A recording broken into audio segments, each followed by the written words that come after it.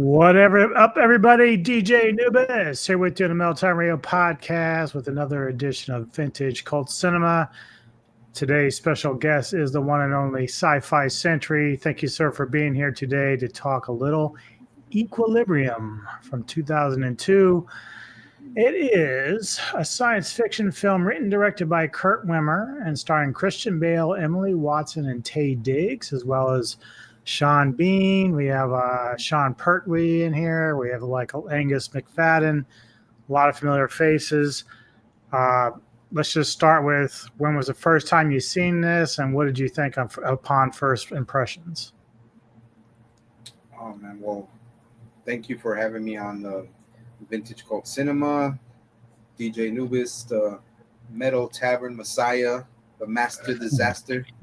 What do you call it? No, man. But as far as that, I saw it. Actually, I saw it a little bit after I had seen the League of Extraordinary Gentlemen, and I know that it came up before that year.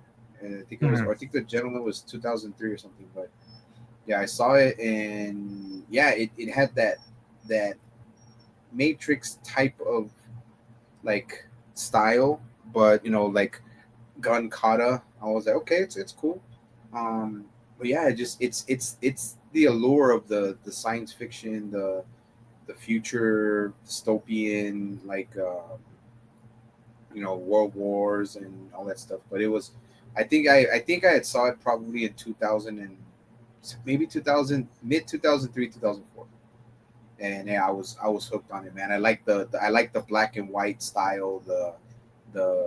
It's just a great underrated, like, look, like not so low budget, but it's I would just think, okay, why didn't they make a second one? But yeah, that's when I saw it. Yeah, I think for me, probably around the same time, this is back when Netflix was still mailing out DVDs to check out. And, the wife and I were just ordering like 2 or 3 Netflix movies every month or whatever to check out. And I saw that being advertised. So, well, it looks kind of interesting. So I rented it and I fell in love with it right away. Like the first thing that came to my mind is how much it reminded me of Fahrenheit 451, dealing with like, destroying art and everything that would draw emotion out of people. So it was a nice little take on that old book and movie. Had a lot of big names. I'm a big Christian Bale fan. Obviously, my wife teases me all the time that I'm like a fanboy of Christians because I love a lot of movies that he's in throughout his career. But he does a really good job in this. And like I said, you have a pretty big cast with a lot of great actors and actresses in it. Yeah, I agree. I think the look wise, like the aesthetic is a little bit like Matrix. You got the long trench coats and stuff like that. But the gun kata was a very interesting approach too, because when they describe it, how you just kind of stand in one position and you're kind of like shooting at different angles. It's supposed to increase your accuracy by 120%. Yeah. Just from being there, which I thought was kind of a cool thing. But yeah, so it's a very unique take on just the whole idea behind shooting and positioning and stuff like that. But basically, it's all centered around after World War III. Humanity's really gotten to shit, but it's almost got like a Demolition Man type of vibe where they're kind of rebuilt, but it's almost in a similar manner. Like this time, they use these what they call the clerics, the Grammaton Clerics, and these are the ones that basically go around, round up rebels that are trying to use art, music, books as like an emotional attachment, because society ever since World War III has decided that emotion is what's ruined humanity. So they send out this drug called prosium or something like that, and the idea is that it submits your or regresses your emotion and keeps it down, where you just come like robots, and you're taking it like an interview. Like every hour or two, you have to shoot yourself in the neck with this vial of prosium. And of course, they have rebels out there that don't want this. They want to have feelings and emotions, and some have families. Like even Preston, our main guy with Christian Bale's character, he had his own wife that was arrested for what they call sense offenders, and this is when they're feeling stuff like that. So he had, but early in the film, he's very cold about it. Like he watched his wife die and didn't really feel anything for it because that prosium keeps their emotions in check and just allows you to feel.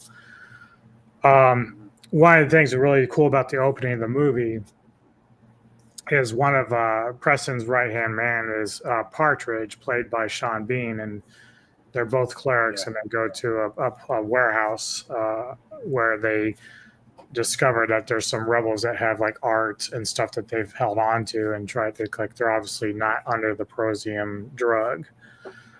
So we get this cool scene where they pretty much locked themselves into a room, and they've got AK-47s and their own guns and shit, so they can fight back. But Preston's like, shoot out the door frames and then knock out the lights, and he runs, blows through the door, kind of stands there for a minute. The light behind him, and so it's dark in there, and then the lights go out, and then all you see is like flashes of the guns and everything. Yeah. So, how did you like feel that opening scene did for the movie for you?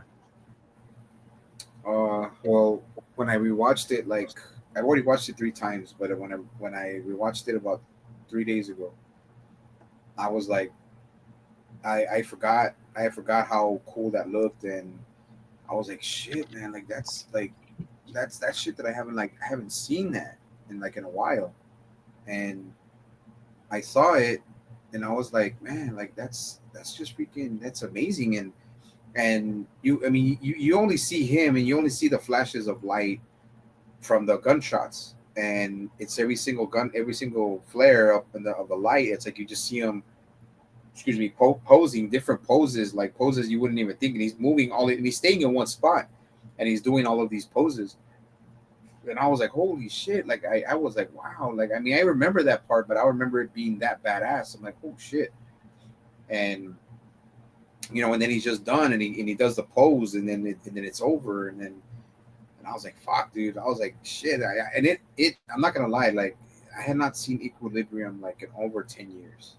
Hmm. So I was like, I'm a big sci-fi fan, hence the name, but it's like, man, you know what? I have not seen that movie in a long time, and I had to look and dig. I had to look and dig through all of my DVDs. I couldn't find it, and I was like, okay, so I located it in my Blu-rays, but I forgot I got it on Blu-ray, and then I was like, okay, so I watched it, but yeah, it was great, and then even into going into where they take out all of those rebels and stuff like that, and then they find all of that artwork in like in a cellar, like in a little like a storm cellar or something like that.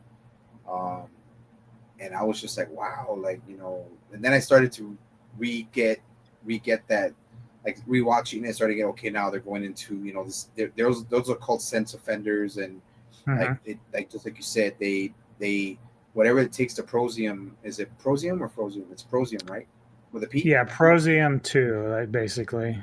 Okay, yeah, and it suppresses all of your emotional, like let's just say, like chemical imbalances, like Mhm. it shuts them all off, and you're like a robot. Like I don't even know how Christian Bale and his wife made a kid by not having any emotions and banging. I don't even know that was possible. Yeah, it is. They But never really did explore that too much with that. That is a pretty good point, though. but but yeah, but as far as that, when he says burn it, it's like you're burning like art that's worth millions of dollars. But then I understand from a standpoint, a reality standpoint of what greed causes people to do. Like, oh, greed, steal it, money. The seven deadly sins. I go back to that, the seven deadly sins, and it's like, man, but like they're really like they call that contraband. They don't Hmm. call it like, oh, it's grand theft or whatever. They call it contraband. So they're calling like priceless works of art that are worth millions to they're calling it contraband. So I'm like, what the Yeah, I fuck is think that? But the main piece of art was like the Mona Lisa, and he's like yeah, just so cold. He's like, burn it. It's like, totally Fahrenheit Oh, I was 451 there, just torching it. I mean, just imagine, dude. I'd be rich just selling that to somebody. But yeah, I mean, that's where I started to. Okay, now I have to dig deep into back into the story of the film, that like they have to try to suppress everyone's emotional attachments, which it be greed, materials, jealousy, envy, rage, Love, hate, anger, yep. love, hate, pride, like all of that. And I'm like, man, like it's true. I'll put it this way: it's true that greed and all the seven deadly sins cause war. They cause people to kill each other and to do things they would never do out of their right mind, because that's what causes everything. But some people are just born that way. Not people, actual people who can suppress that and be like, be adults and think like rationally, like they know it's against the law, but they still have those people that just are fucking crazy. But I understand from that point of view. But when they start saying about, like, rage and anger and what the human condition really is, it's like that's what causes wars. Like, you know animals that are become extinct, that's because of us. Everything that happens is because of us. We're the ones that fuck up the earth. We're the ones that fuck up everything.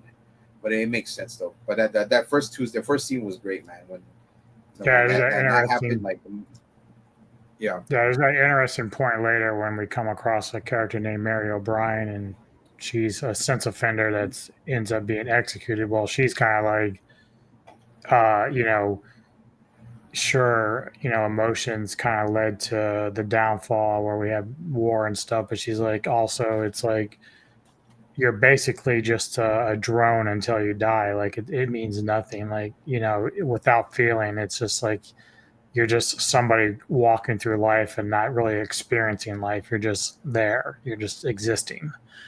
And then Yep. even like you said, like how was the relationship between Preston and his wife, where they have two kids?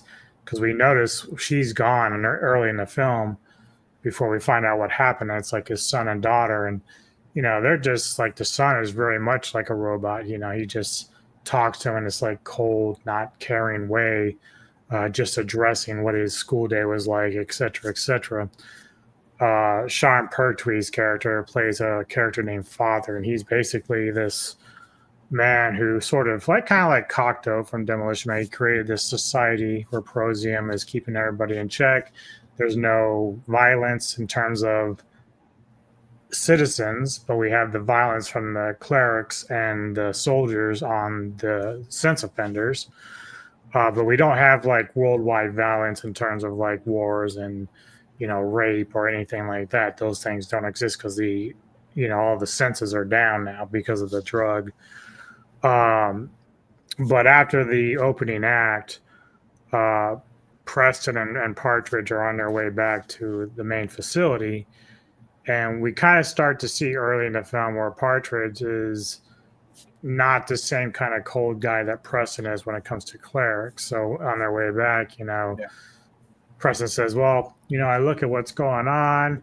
What we do is very important. So I feel like we're really making a difference." And at some point, Partridge is like, "Well, do we?"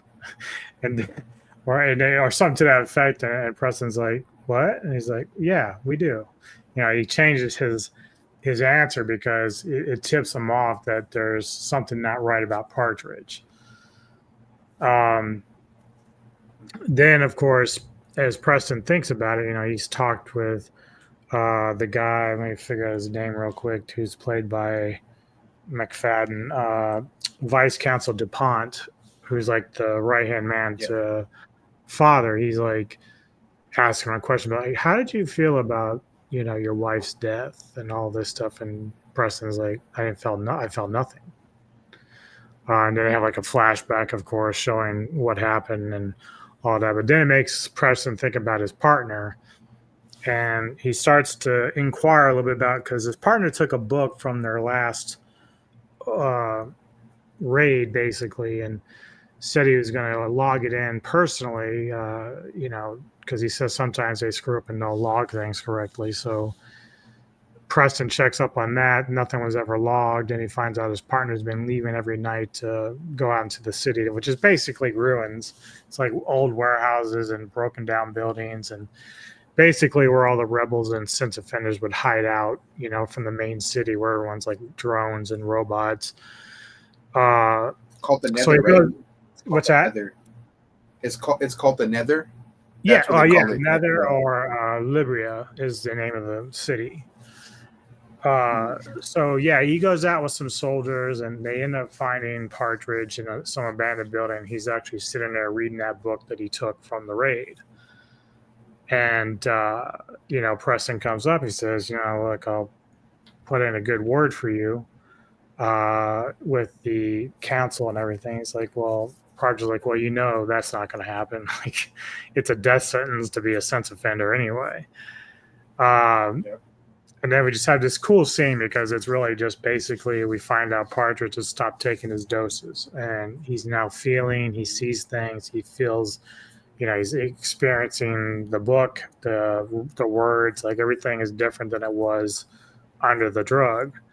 So he's basically got his gun still on his lap, but he's going to raise the book up just kind of like in defiance of Preston, because he knows that he's fucked. Like, Preston's going to probably kill him, which he does. Preston shoots him through the book before he can actually fire on Preston. So Partridge is killed. They have to replace him with a character played by Tate Diggs called Andrew Brandt. He's like a young up-and-coming cleric who's going to kind of shadow Preston, because Preston's like one of the best clerics they have. And yeah, so at this point, how do you feel about the way the plot is progressing?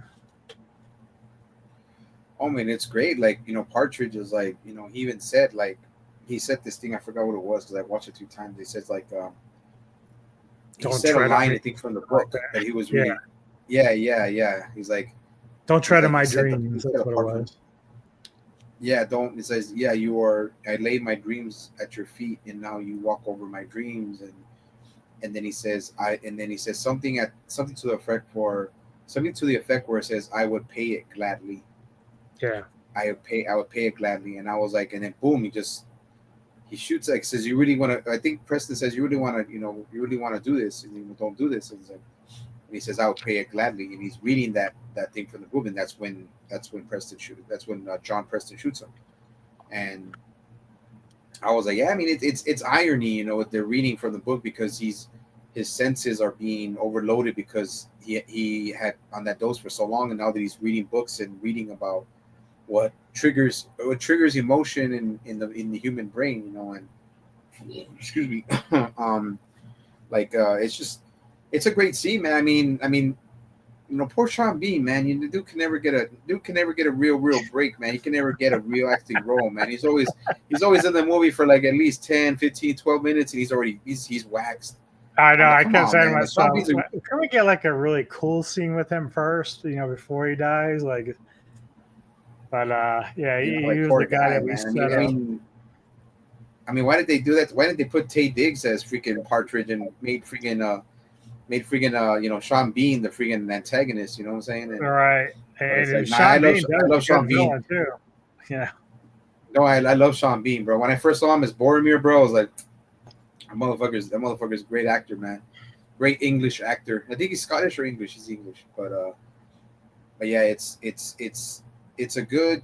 That's what I'm saying. It's irony, and reading from the book, which is a good way to start the film off. And he does that, shows no emotion, but you could tell still he's thinking about it. Like, even if he's still on the dose, he's thinking. It's like in his mind, he's probably like, motherfucker, why don't you listen to me? And it's like, but they don't show that. But as far as that goes, as far as that progression, that's where it starts getting, better, because Preston started seeing like, whoa, what, this is odd. Like, why would he carry the book? And he made I mean, Preston still gave him the benefit of the doubt, but when he went to go check up if CB turned in that contraband of the book, he's like, okay, well, now I know what he's doing. And then the Nether is what's, I think, outside of Libria or something, or part of Libria. But yeah, it's progressing good, bro. I mean, man, but Sean Bean, dude, why does he always have to get waxed in the beginning of the freaking movie, bro? I swear to God, man. Like I thought he was gonna be longer because I didn't even remember he was in it. So I Yeah. was like, oh shit, I didn't remember he was in it. I thought it was who the fuck was I thinking it was? I thought it was like fucking Channing Tatum or something, bro. I don't know why I was thinking it's like I don't remember it being Sean Bean, but I was Well, like, the nah, funny Channing Tatum would thing have been too young. was, uh, Yeah. there's a early scene where uh, it comes a little bit later where there was a character, Seamus, and I did not know until I watched it last night that I recognize it's Dominic Purcell who played Dracula in Blade 3. So like Yeah. Yeah. so I was like, dude, I said he's got hair here. you know. So like I was Yeah. like, Yeah. that's crazy. But yeah, so Yeah, you that was just know Dominic, right? That was Dominic. yeah. That's Yeah. So I Dominic was like, Purcell. Yeah. wow. And apparently, Yeah, but go ahead, according no. to trivia, Dominic was supposed to be initially because they were trying to get Christian Bale to play Preston, but there were some things going on that he couldn't uh, commit right away. So they were going to go with Dominic to play the Preston role, but then Bale got freed up, and that's the way it went that way. So I thought it worked out pretty good. I thought Bale did a really good job as Preston. He plays that like stone face very well. You know, the very solemn face that you would get. But But I wanted to ask also, okay, but I want to ask before you continue, before we get into more of it, I did like how they used again the white, black, gray aesthetics. Like the car. I was still trying to guess what kind of fucking car is that, dude. I was like, that looked like a car looks so Cadillac. familiar, man. I don't know, but it looked great, dude. And I was like, holy shit! And it was so white, trying to make it futuristic, but not. They make it futuristic, but they didn't oversaturate it with like, oh, it's too aerodynamic, and they didn't have the wheels and oh, like it couldn't drive by itself because everybody fucking did that. Oh, it drives by itself. We don't need to drive it. So I just wanted to add that though. But go ahead, man. Continue. Yeah, well, it's interesting because this is a modern time because after World War III, but at the same time, everything's been destroyed. So like technology is there, but not in the way that we would think in every avenue. It's only in certain things. In fact, there was some. I don't know if you recognize it. There were some. You know how they have those like tank things that are Yeah. driving around.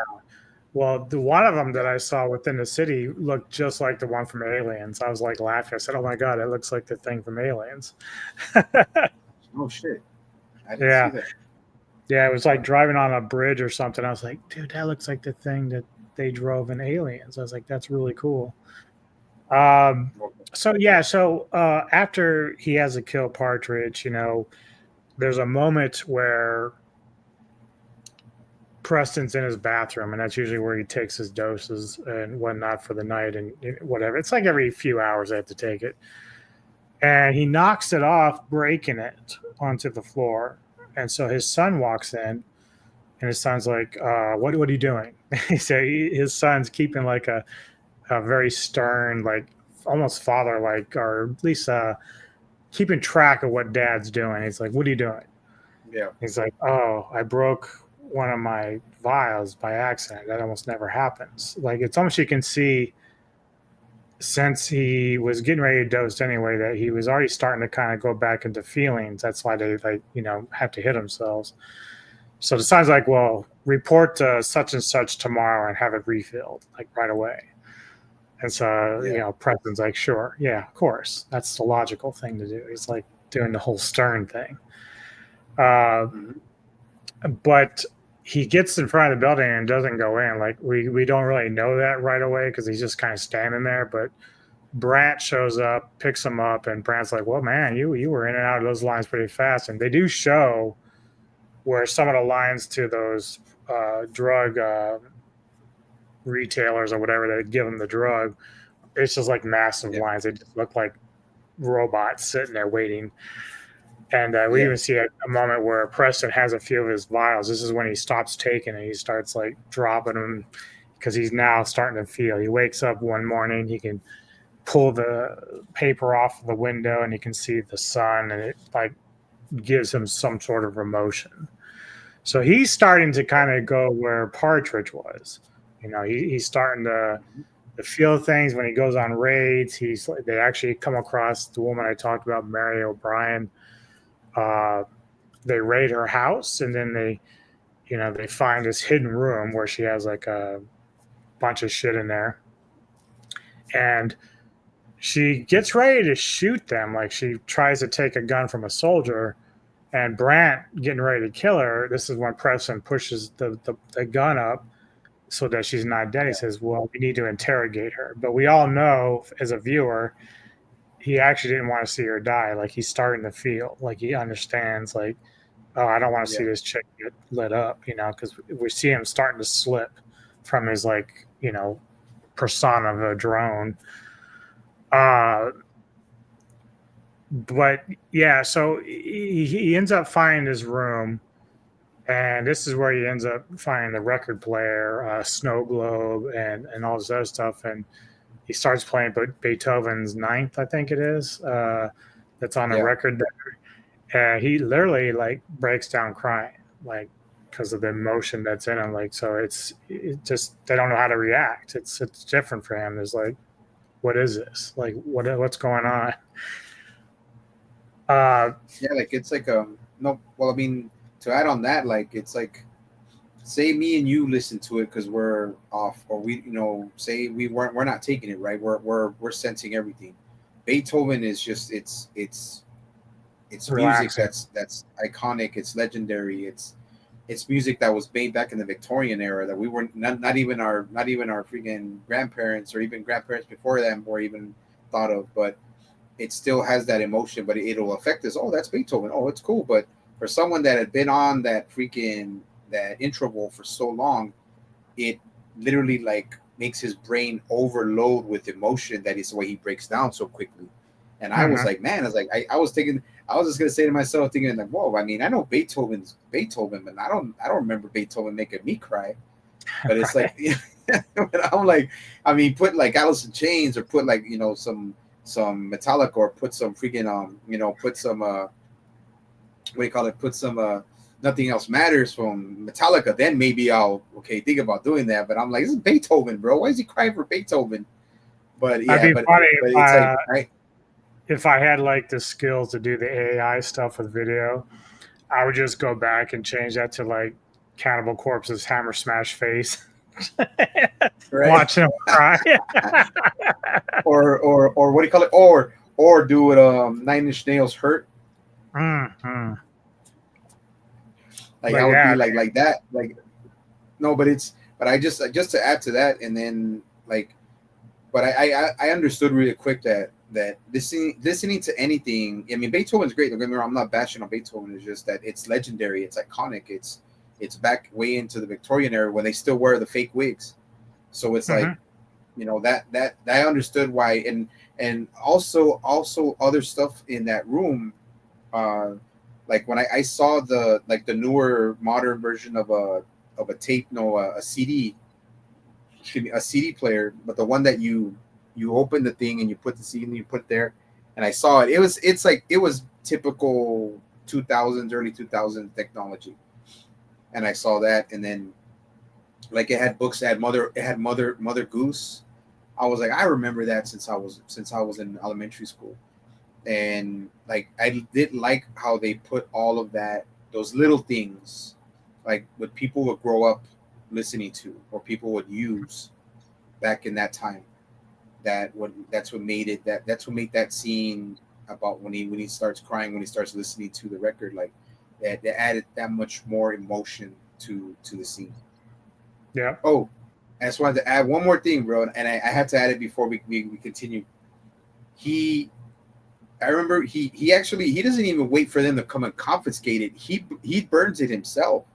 Yeah. Like he burns it all to himself. He's like, why didn't you wait for us on to get because I would have wanted all that shit. I would have taken all that shit. Like I would have taken it all, especially the Beethoven, record player. But the one part I want to get to, and I always have to tell myself this because I'm an animal lover. I knew you were gonna go there. I knew you were gonna go there. When they go to the fucking dog kennels, bro, I was so pissed, dude. I was triggered like a motherfucker.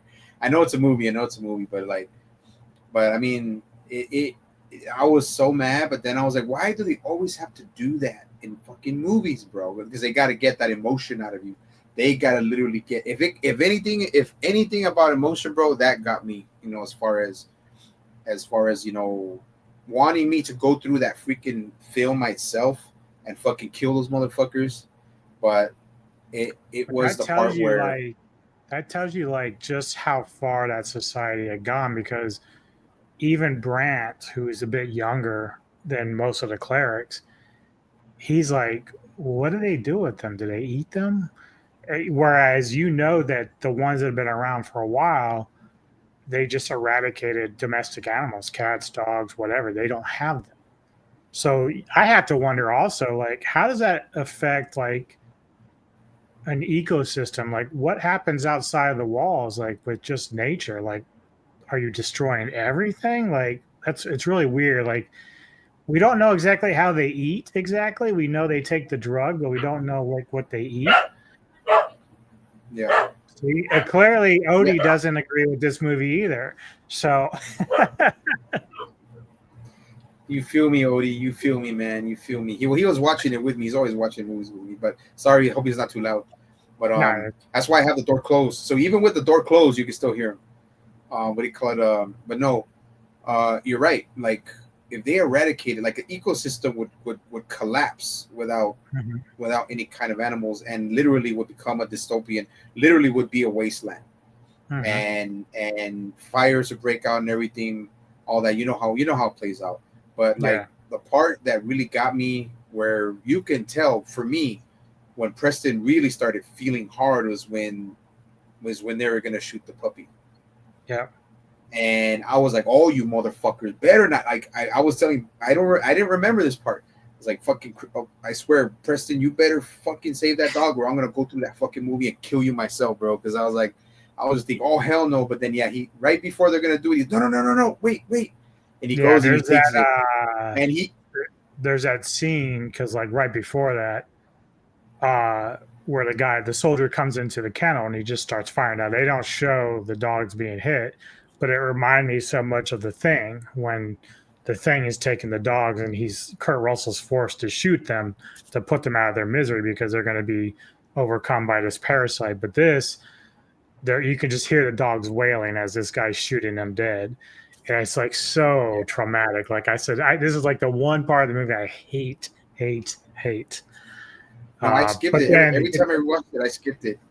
But no, yeah, every time I watched it, I skipped it. But it's like, but no, but the part like that really like okay, this guy's really getting into is when he saved the puppy. He saved the puppy, and he still has to play it off by holding the puppy like he thinks it's some kind of freaking like he thinks it's some kind of like a disease, and he's yeah, still playing it off. But then we it know licks. what happens when we get to a better part. We know what happens with the puppy and all that stuff. But yeah, but I had to mention that, bro, because that always hits me hard. But I know it's a movie, and I was like, come on, Daniel, it's a movie. Odie's right here next to you. It's not happening. But yeah, that part is to me was when he was really like, oh hell no, like this is really where it's affecting him hard, and Yep, he had to save the dog. So, yep. but go ahead. I And apologize. so yeah, so he's holding the dog, and the dog licks him, and then he gives it back to the soldier. But then as the soldier gets ready to kill it, he's like, well, wait, wait, wait, wait. We should probably check it for any kind of diseases. Search it out. He thought of a way to save the dog without totally being crazy. But Brant's picking up on little things that he's noticing with Preston here, where he's just not acting like his normal self. But this is also the same time when Preston is starting to visit O'Brien in her jail cell because he wants more questions because he found like a photo in her place of her and Partridge. And he Yep. goes, I want to know about him.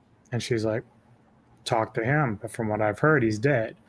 And I really like this part because he goes to say, well, it wasn't my friends that killed him, it was me. And so she grabs like a pen that's on the desk and really wants to like attack him and kill him. Like, so we clearly find out that they were a couple, like they had been together.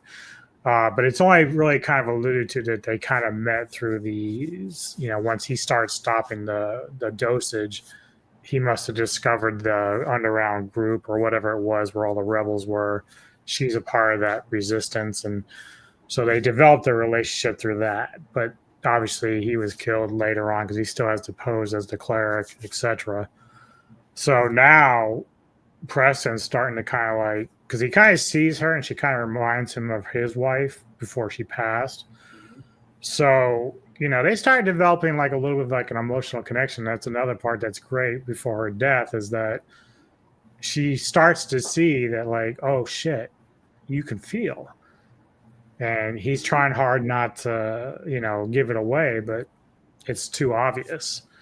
And so we have that going on with the dog stuff. Anyway, to kind of skip ahead a little bit, we get to the point Can where, go ahead.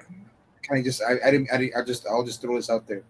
Sure. The part that I another part that really got me about the emotional attachment was when he kept in Partridge, when he went to Partridge and they confiscated what he was gonna, before he was gonna get burned. This is what's gonna be burned with him because it's considered contraband. Partridge had I think a tie or a cloth that had her smell on it. It's a ribbon, yeah, a ribbon of sorts, yeah. Yeah, a ribbon, and he could smell it. Like, so his sensory was like, wow, like this is like, like it's arousing. Because for me, back then, I don't know, I'll just say this, back then when I was, and I was, say, in high school, whatever, like we didn't have cell phones. We didn't have, we had to call each other to the big ass the long ass things with the landlines, right? The phone that was in the freaking kitchen that would come all the way into the room, like the long ass freaking things like that. Like, and when you went on a date, with somebody, you just see them for that time. You don't call them. You don't call them until later or whatever. And you know how your girlfriend would give you something, or she would forget, she would forget like something from her purse or whatever, and it has her scent on it, like whatever perfume she smells, or perfume that she uses. Like I mostly, it was always like a girl would give me something, like when they would give me notes, so they would give me those little letters, they would put the perfume in it. And I right away I was like, oh shit, that brought back, like, oh yeah, because that is a sensory that does stimulate you. I mean, does it, like, when you're a young kid, all you want to do is, just think about fucking, right? but Well, I mean, even aside, Neko, when she was doing the ship trips, she would take one shirt of mine and I would just douse it with like my cologne, and she would take that with her on those trips. And it's like you said, that's how she would remember me, by smelling it or whatever at night when she's in bed. So you see, well, that's what I'm saying. Like that's how powerful. I mean, people don't do that shit now because fucking people are so disconnected. Aside from from like it's cool, technology guys. and social media, like, but like I recognize that because it's like I said, the notes. When you went on a date, you smell her perfume, whatever. Like did he smell it? Like, I think, no, I don't know if he did smell it, but he can tell, like, he's, Well, because I think he somebody did at mentioned. one point, but then somehow I think he also connected, like, in the room that she had perfume, like a bottle of perfume, which he brought to her also. So he might have Oh, recognized it okay, from that, yeah, you know. yeah. So that's why, but that's why I wanted to say that. But the thing about that, like, the sense of smell, dude, is so strong, especially if somebody who was on that ship for years, dude, and his sense of smell is so, like, overloaded. Like, he's like, wow, that's what does that smell? It's like pheromones. It's like Mhm, pheromones. mhm. So the pheromones make him think, okay, well, you know what? She smells good. What does that do? It reminds him of his wife, and then reminds him Yep. of his wife, and then what has happened? It becomes physical attraction. So that's why I just wanted to say that. But I like I said, a lot of this stuff, bro, I was like, wow, dude, like, it makes sense. Like, I don't know why this movie didn't get any other kind of, like, acknowledgement for how Well, from good what the I story read is, as far as, is, yeah. because I look at the wiki and it says it was a budget of 20 million, but it only made 5.3 million. But then I read in the trivia that they released it overseas first, and apparently Yeah. it didn't do that super hot over there. So they kind of figured, well, we're not gonna dump any more money to show it in the theaters here because they didn't want to lose money on it. which they already did, but I don't know. But yeah, this is why it shows up on my show because, as you said, this movie should be seen by a lot of people. It's a fantastic film. And it covers a lot of different things, and it's really cool to watch. Like it just a lot of people don't know about it. So But that's why I wanted to. Well, that's why I wanted to. That's you see how I'm getting into it because I really like this sci-fi aesthetic, but I like the story, and yeah, it hits back at you because it makes sense about all this stuff like the smell, a letter, with a girl that says, "Oh, you know what? I want to make him remember me." But this is back to the times before there was no cell phones. There was this, How did you go see your girlfriend back then? I had to take the fucking bus, 2 different buses to go see a girlfriend back then. So it's so when you have a letter, all you have is a letter of a girlfriend or whatever back in the late or mid '90s. You can't go see him until you wait to high school, or you can't wait till the end of the weekend to see him. So yeah, it's just that sensory perception of how much emotion was released when emotion he felt when he smells it and when he thinks about her. Because even the hmm guy said, remember one of the guys said when we get to it, he said, don't every time you smell every time you look at what she holds it because it has her scent on it. So that's why I yep. wanted to mention that. But sorry, bro, I didn't mean to keep I it dig on. it. Uh, yeah. So eventually, he's unable to save her from her execution. She's burned alive, unfortunately. But he breaks down because her death reminds him of his wife, and again, that's he was suppressing that feeling because of the drug. Like he wasn't able to actually mourn his wife at the time that her passing. So uh, he of course breaks down because he's now off the drug, so he's now feeling in full. But he's then brought in and arrested from Brant and arrested for being a sex offender. But somehow Preston has been able to kind of dupe DuPont and believing that actually Brant is the traitor. So they get a hold of the gun. It has Brant's fingerprints on it and stuff like that, or his ID. It's kind of like Judge Dredd type shit. So they The take him gun and was arrest switched. him. The gun Yeah, the gun was switched. yeah. Mm-hmm. So Preston's been kind of forward thinking in this. He's making sure he's kind of covering his grounds, even though he's off the drug. But now Father wants him to go and infiltrate the underground and uncover the rebels. This is where the big shit is happening. And so to kind of speed it up a little bit, because I don't want to be too much on this, but he goes in, he discovers a guy named Jurgen, and it's played by William Flitchner, who was in Armageddon, if anyone remembers that movie. Um, and And Jurgen is the guy that is kind of leading the resistance underground right now, the sense offender resistance. And their plan is to basically have Preston bring them in, get accommodated as a hero of the army or whatever you want to call them, the council. And but when they do that, he's in his all whites. It's like very cool looking white suit. And he goes in, he's got his nice sword with him and stuff. And basically he's got to take a lie detector test. And they take his weapon and put him in the lie detector test. And this is when the shit unfolds. Like Father is there, and of course these guys are on this lie detector test. And this is when Brant shows back up and says, it's the question he was asked is like, how is the best way to get a gun from a cleric? And then Brant shows up and says, by giving it to him or something like that, to that effect. Asking him for it. Asking him Yeah, for it. asking for it. Yeah. So then all of a sudden, the propaganda, which his father has been, there's a lot of videos all over the city with father basically giving out information and propaganda about why they take the drug, how good it's been for the society, yada, yada, yada. The screen in front of Preston disappears and it's fucking DuPont. And DuPont's like, oh, don't be Yeah. shocked. Yeah, father died years ago. I'm just kind of carrying on the legacy here. So then DuPont Yep. basically tells him that the whole thing was a setup. We knew that you felt, we knew that you were feeling, But we also figured out that's the best way to get you in on the underground is to have you basically be like them. And Brand's job was to Yep. kind of sucker you into that. And I'll let you take it from here if you want to tell them what happens at this point. Because I thought, oh, he's so fucked. When I first saw it, I was like, oh, he's fucked. Yeah, yeah. DuPont says, do you? He says, do you think?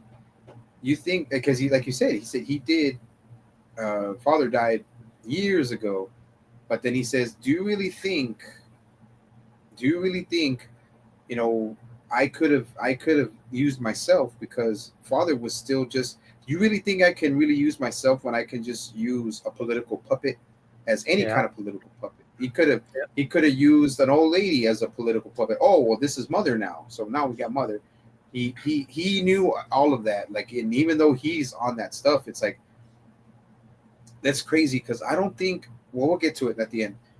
Um, but yeah, he says that, and he says, you know what, I used you. We needed somebody to feel to get into the underground, and that's when, you know, now. But then this is what DuPont tries to say. Oh, you know, I got everything. I got everything I wanted. Everything's the way I played it out. And then he says without incident, and this is when He's like, when calm, cool, yeah, completely he's without calm, incident. cool, calmly without incident, and then that's when he still has the lie detector electrodes on, and the lie detector just goes freaking crazy, like his emotions are going crazy. He's like, oh, not without incident. Yeah, I like And he how it says just like it's not so without crazy because incident. his emotions are running, but then once he says no, not without incident, it just goes flatline. Yep. And then they didn't check them all, so he gets out with the pistol what color the pistol Desperado braces, style. and he Yep. yeah, and he shoots him out, and he just kills all of the other guys here, but he lets the innocent guy live, which is okay. Be lucky you survive, motherfucker. And then this is where it gets even crazier when he's like, and this is where like the part comes where he just walking in. I don't know what it was what he put under there. Put two things under there. They look like they were part of part of the mags, and he just shot them under there. And then he goes in and then just starts doing the gun kata. And I was like, wow, I forgot how great that scene was, man. He's just like those are some big ass freaking, you know, those are big ass fucking hand cannons, which was great because they were both semi-automatic, auto, and safety. So I was like, okay, good. And then what's cool is that his wrist harnesses had an extra mag in them, so they Yeah, automatically freaking, I'll like reloaded spit his. Yeah, gun, he just went just like like that. fill They with reloaded him and then go like that, and then boom, like just start shooting him again. And I was like, yeah, Matrix vibes, but I'm glad this is, if people kind of compare it to the Matrix, it's nothing like the Matrix. It's nothing like right. it. It's got its own style, but like, you know, and he did a few flips and stuff, but he wasn't like fucking like the Matrix where they were doing all this and all that, That like wasn't wire like work. slow motion or anything. Yeah, yeah, and then he goes in there, wipes them all out, and then he goes into the main hall or the quarters of, you know, of DuPont, so-called father, and he walks in thinking that, oh, this is gonna be easy, whatever, and then he's with he's with Grant, and I was like, okay, it's gonna get good, and then all of these guys surround him. I'm like, okay, I don't remember this, and then they surround them and they have their blades or whatever, and Preston's like, really, like really, and then he and the thing is he they kept his sword because they have to keep his sword, so he just literally right away fast just grabs one of those other practitioners of gun kata, takes out the sword, wipes them all out with the sword, dude, and just like, I was like, holy shit, that was quick. And then even one guy, he stabs a guy, he stabs a guy with the sword in the side of his stomach right through, and the guy just falls flat on the stomach, and the sword is just right there, it's just sticking out. And then this is where you know, Grant was a good character. Well, I'll talk about it towards the end. Grant comes up, okay, he's all like, you know, Tay Diggs trying to be like, you know, how he got Estella. No, he got Estella to get her groove back. I was like, whatever, fool. But no, He walks up to he gets waxed so quick, bro. He gets annihilated, dude. I was just like, thank you. Why couldn't you have done this in the sooner in the movie? Because I couldn't stand this character. Like, why didn't you just do that? Literally, freaking stabs him real quick. Doesn't even get a chance to do anything, and then he sliced the front half of his face off. And I was like, okay, that was disappointing, but it was satisfying at the same time because I thought he would put up a better fight, right? And then Well, I this think is where we go to. Part of it was earlier when they were practicing. Brad kind of Oh got yeah, we the forgot to. upper advantage on him in the fight, so it's kind of like made you feel like, oh, maybe Brandt's a badass after all. But this was I like the way that it ended because despite the fact that Preston's feeling, he didn't lose any of the knowledge of fighting. So like he probably could actually think in 3D instead of 2D. So as he's fighting Brandt for that final time, he just knows his moves and says, "Fuck, I'm gonna take this guy out fast." I could have done it before, but I'm gonna do it now with no problem. Like just done.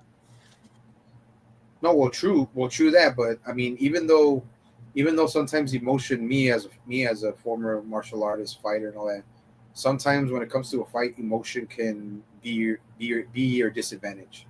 But Mm-hmm. I think sometimes if you use emotion and discipline the right way, it can amplify your fighting skills. And I think with Preston, he's like, okay, he was more emotionally fired up that he said, I'm not gonna wait.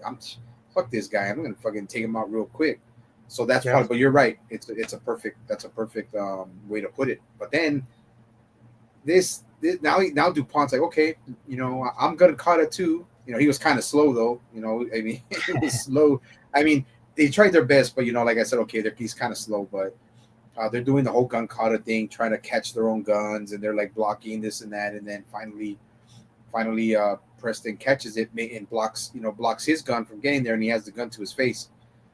And here's the thing I wanted to say. I think he says it, but I think DuPont was feeling the whole time. I think he was sensing the whole time. He was. Yep. I was like, he had to be It's because clear as day because it's almost like the whole idea of do what I say but don't do what I do. And I think Yep. at some point DuPont in his ego and his narcissistic way said, you know what? I'm the boss.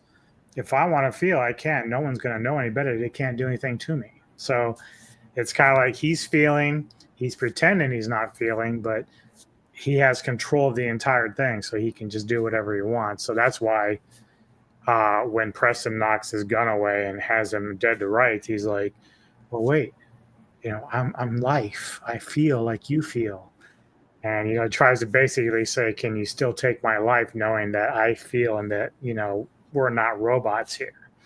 And then, of course, you get that line that we heard from Partridge towards the end there. Yep. He says, I pay. It says, I pay it gladly. He Yeah. says, I pay it gladly. Shoots him right in the heart, in the chest. And then that's what I'm saying. Like, because I knew I had to. I didn't get it until the second time I saw it. I was like, yep, he was feeling. So he was feeling, and I was like, he had to have been feeling. And then that's the whole part where the one thing I just had to ask you is I wanted to ask or go. I didn't get a chance to go into to ask go to Google about it. But why did Preston towards the end when he takes out other people and goes to like the computers or whatever? Why did he have a gash on his neck? I don't remember how he got a gash. Like he was bleeding from his neck, and I was like, it could be possible that either in the sword fight or in when DuPont was firing, it might have nicked him. But yeah, I'm not really sure on that one either. And I did forget to mention earlier, just real quickly because I had to go back a little bit, but it's an important part. They went to search Preston's place when they were checking up on him, and he was worried about some of the vials that he was hiding behind his mirror being discovered. So he went back to find him before they came and did a look on his place, and they were gone. That's when his son walks up and says, "I took care of them." And Preston's like, "What the fuck?" And the son says, "Yeah, I stopped taking the dose after mom died." So the kid could feel the entire time, him and his sister, but they didn't just doing a charade, pretending that they were like him. And so that kind of made Preston feel good. Like, it's like, wow, okay, my kid taught me a lesson here about life Yeah, in general. But yeah, I meant to mention that earlier because that's a big part about the kids. Because the girl, you can kind of tell, which is always kind of weird about the movie. The girl would smile and do things that were annoying to the boy. The boy was the one that was kind of acting stoic. So Preston, though, never really questioned the daughter about anything, like, which was really weird. But yeah. No. I remember. I mean, I remember the son was like, "How long?" He's like, "We, how long?" He's like, how long is this since mom died?" He's like, "And your sister?" Is like, he just smiled when he said, "And your mhm. sister?" He just smiled and he said, "She's been off of it for who knows how long." But yeah, it's like it's because I think because well, like before we get to the end, well, we're pretty much at the end. I'll say back to the kids. Like I think he didn't he loved his kids even though he was on that stuff, so he didn't really pay attention to it because I Yeah, think even without emotion, he was still grieving. He was still grieving because when he saw that, remember, he was there when she was incinerated. He was right behind her when he looked at the replay. He was right behind her when she walked in. When she walked into the before those turbines go up before the flame, hmm, he was right behind her. If you because he saw a replay when she was in combustion. yeah, He was right behind her when she walked right in, and that's when it clicked in him when he tried to go save Mary, and that's when he yeah, broke down. That's when yeah. he broke down because it reminded him of his wife. But yeah, but as far as like towards the end, I was gonna say um, that once he did that and he took out all of the monitors or whatever that was going on, taking like what father says or whatever, he looks outside and that's when I think the guys Jurgen and them were gonna about to be they're about to be combusted, and that's when all of the people that were already off of the whatever it's called The the drug, yeah, intervals they overwhelmed everyone because he said trust me, it just takes 1 day 2 days for them to be off of it for them to act, and then yeah. that's what Jurgen said. That's what they He did. said 1 or 2 days They for them to act. he shot out the propaganda machines, but then he also the resistance took out all the prosium plants, which provided the drug. So once Yep. that's gone, they can't take the drug. They have no choice but to start feeling again. Yeah, so but that's what I'm saying. So and then he does that look where he's like, he just has that smile where it's like, this is what it's like to feel. This is like and you and that's where towards that end, that's what I understand. Like, regardless of how much people say that, about life and life on earth and everything, there has to be a balance of everything. There doesn't have to be, but even if we don't want it to be, there's gonna be chaos, there's gonna be murder, there's gonna be greed, there's going to be sloth, there's going to be pride, there's going to be envy, there's going to be like Hmm. even if you try to, because if you try to make a perfect world just like this is a great example. You try to make a perfect world like that, there's always going to be rebellion. There's always going to be people who are not going to fall in Yep. line with the rules, and I'm one of them too. Like I would say, like I'm one of them. Like it's, I bet a motherfucker, I'll take death or slavery any fucking day.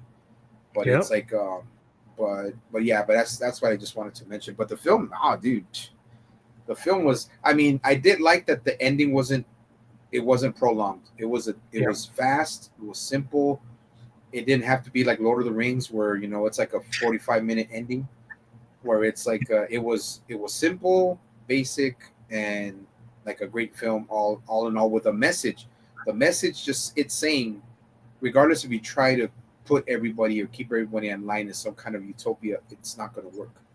It just won't work. You So know what I'm now saying? looking back, 1 out of 10, what would you rate Equilibrium? Oh shit, dude. Oh fuck. I couldn't stand Tay Diggs' character. Um, but I got to give it because it's sci-fi to the core, man, and I loved the way it was. I'm gonna give it a 10 out of 10.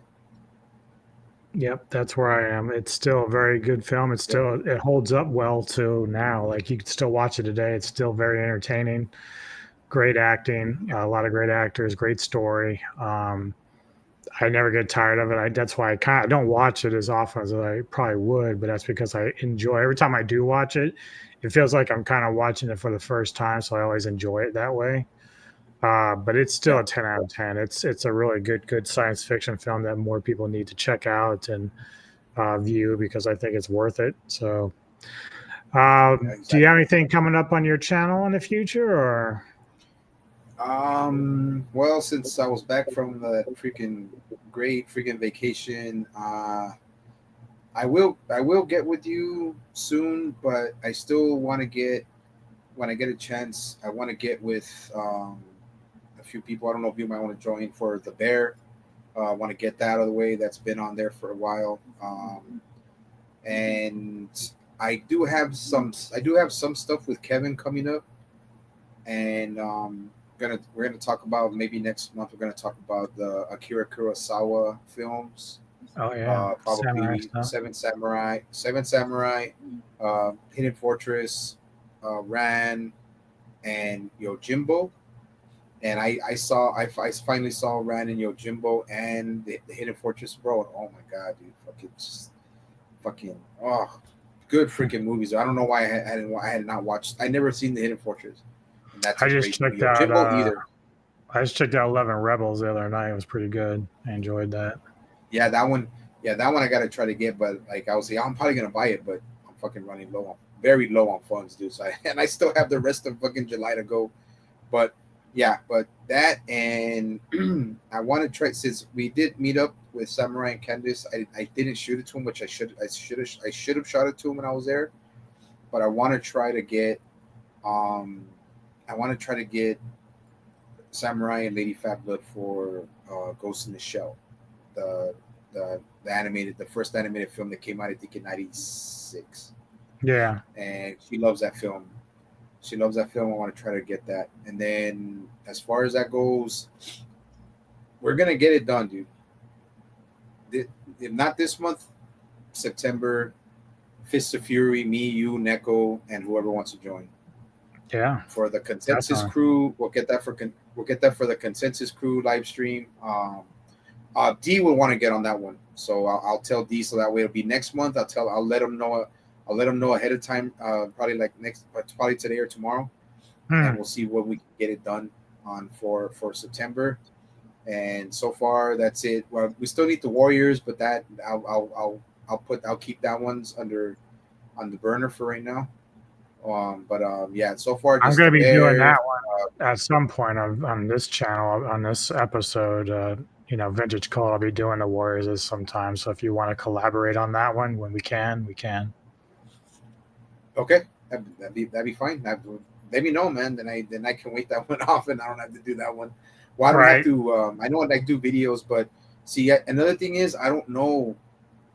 I don't know how because I hear because Kevin told me things are changing for Streamyard, and uh, I don't know if because in other words I don't want I don't want the way I use Streamyard to be so bland anymore, and I can't afford the using the getting that thing. I can't afford getting the tiers because I don't use it like once or twice a month. There's no point in Right. getting it. Right. But we will get with you for that. If you do the Warriors, I'll let you know that one. But for consensus crew, that's simple. It's a Fist of Fury Chinese connection. I'll get you with that one. Just it'll still be basic, but I want to because I started noticing that he told me that there's changes with Streamyard. So far with that, and anything else coming up, anything else, I'll keep everyone updated. As for me, just a couple of things tomorrow. I haven't really updated my stuff for next week, but tomorrow I think actually Centra is going to be with me and Kevin Lambert on Retro Movie Show. We're doing Young Guns or reviewing that film. Oh yeah, So that's going to be a lot of fun to catch up on. I haven't seen that in many years.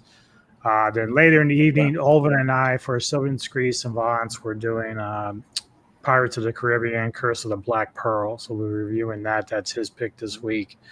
So that's in the immediate future. Like I said, I haven't really planned anything beyond this week. I'm kind of just going week by week right now. But yeah, yeah. sir, thank you for joining me today. It's been great, a lot of fun. This is a great movie. You Always were a the pleasure. first person I thought about doing this particular movie with because It's a grand Yes. gem that people need to check out. As always, though, with this show, I put together a nice little tribute to the film we just discussed at the end here. For all of you, please go like and subscribe to the Sci Fi Sentry. A lot of great content over there, a lot of gaming content. He likes to keep up with his games over there. Like and subscribe to this channel. Give us your thoughts. Equilibrium, what'd you think of it? Did you like it? Did you hate it? If you hated it, you suck. But anyway. Anybody who hated it, kiss my fucking ass. So yeah, everyone, thank you, and enjoy the outro, and we'll see you later on the Vintage Cult Cinema.